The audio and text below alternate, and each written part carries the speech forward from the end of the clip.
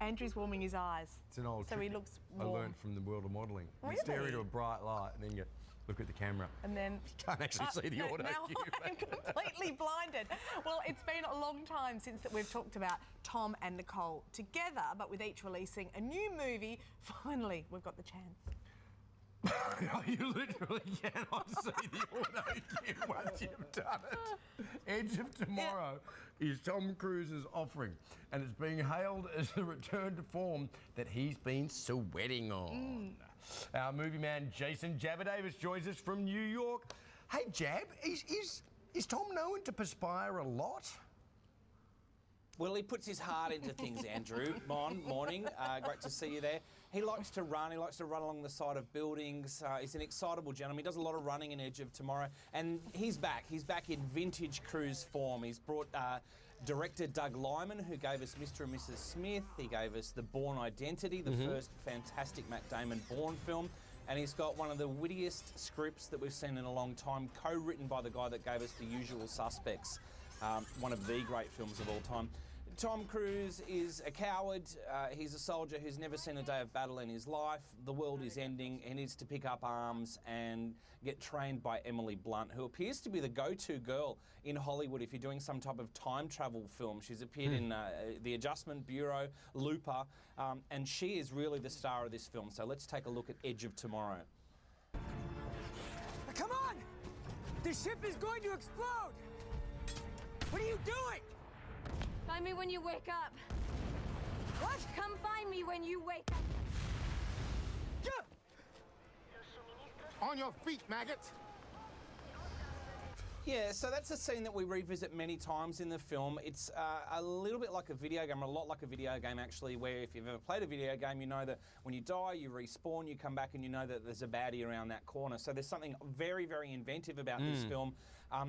It looks like one of Tom Cruise's best films in a long, long time. Really? I've given it 5 stars. I love Wow, it. really? Groundhog Day Yeah. without the gags.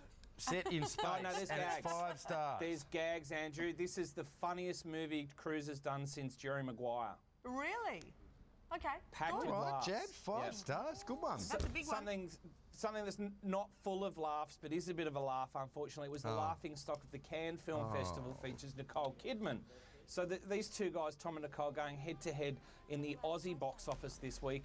No release date in the States for this film, which is an unusual affair. Harvey Weinstein, who bankrolled the project, not happy with the finished cut from French director Olivier Dahan, who gave us 2007's La Vie en Rose, the story of Edith Piaf. Nicole, of course, you've probably heard the quote, so wooden she's a fire hazard, which I think is very unfair. I think she's actually in great form with a pretty dreadful script from a one-time scriptwriter, and clearly the director is infatuated with Nicole because all we see is close-ups of her eyes and her nose, and you can see the pores of her skin. So this is sadly an affair to forget. It's one of I'm the, sorry to hear that, Jab. not so great biopics. But look, as you guys know, I will tell you, my mum will go and see this. She'll love it. Not because it's a 2.5-star film, but it's Grace of Monaco. It's 1961. It's, you know, a fascinating story. And just quickly, after the last story, I can't not mention The Fault in Our Stars. It looks like it might take out the Aussie box office this week. It's beaten Tom Cruise here in the States this weekend.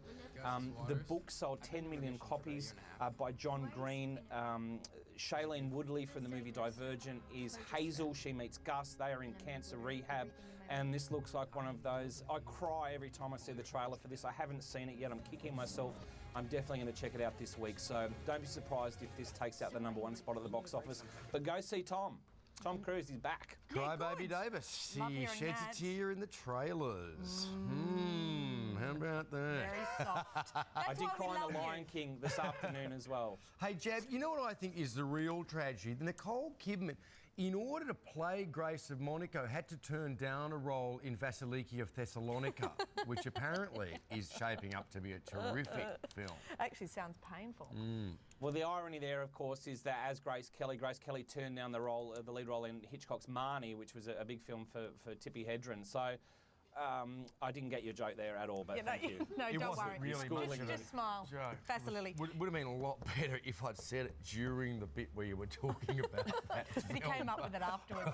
Thank you, Jabba. Really a shout out. Enjoy to the Big my Thank Apple. you, friend guys. I'll speak to you Vasiliki. next week. Bye-bye.